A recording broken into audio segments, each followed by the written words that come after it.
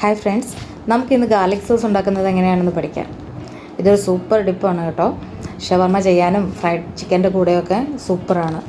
ഏത് തരം ബ്രെഡിൻ്റെ കൂടെയും നമുക്കിത് പെയർ ചെയ്യാം. വളരെ സിമ്പിളായിട്ട് ഒരു 3 മിനിറ്റ് കൊണ്ട് നമുക്കിത് റെഡിയാക്കി എടുക്കാം. ഞാൻ ഈ റെസിപ്പിയിൽ ഓരോ വട്ടവും ഗ്രൈൻഡ് ചെയ്യണം എന്ന് പറയുമ്പോൾ മാക്സിമം ഒരു 15 to 30 സെക്കൻഡ്സ് മതിയാകും. ആദ്യം ഒരു ചട്നി ജാറിലേക്ക് നമുക്ക് ഒരു പിടി ഗാർലിക് ഇട്ട് കൊടുക്കാം. ഇതിലേക്ക് ഒരു 1/2 ടീസ്പൂൺ ഉപ്പ് ചേർത്ത് കൊടുക്കാം. ഇനി ഒരു നാരങ്ങയുടെ നീര് മൊത്തം പിഴിഞ്ഞൊഴിക്കണം. ഇതൊന്ന് ഗ്രൈൻഡ് ചെയ്തെടുക്കാം.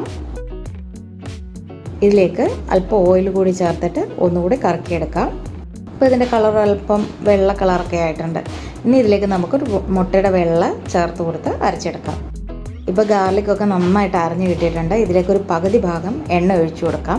മൊത്തം ഞാനിവിടെ 1/2 കപ്പ് ഓയിൽ എടുത്ത് വെച്ചിട്ടുണ്ട്. സൺഫ്ലവർ ഓയിലാണ്. ഇനി ഒന്നുകൂടി ഗ്രൈൻഡ് ചെയ്തെടുക്കാം. ഇനി ബാക്കിയുള്ള എണ്ണ മൊത്തം നമുക്ക് ചേർത്ത് കൊടുക്കാം. സൈഡൊക്കെ ഒന്ന് സ്ക്രാപ്പ് ചെയ്ത് കൊടുക്കണം.